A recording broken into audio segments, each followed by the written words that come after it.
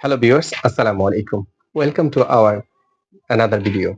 আজকে আমরা শিখতে যাচ্ছি নতুন একটি বাক্য যেটা আমাদের প্রতিনিয়ত ব্যবহার করতে হয়।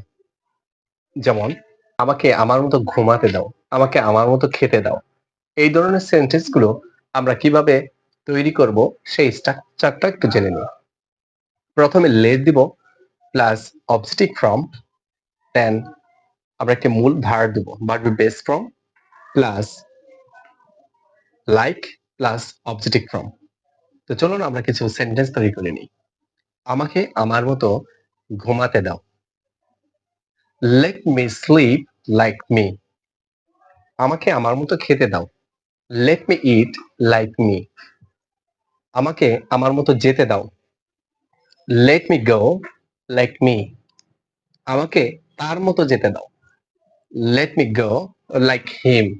তাকে তার মতো পড়তে দাও। Let him read like him. তাদের তাদের মতো করে খেলতে দাও। Let them play like them.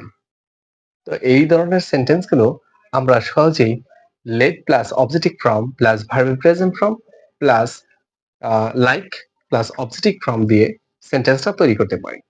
ধন্যবাদ সবাইকে। এরকম নতুন নতুন ভিডিও পেতে লাইক, কমেন্ট এবং শেয়ার করে পাশে থাকুন। ধন্যবাদ সবাইকে। আসসালামু আলাইকুম।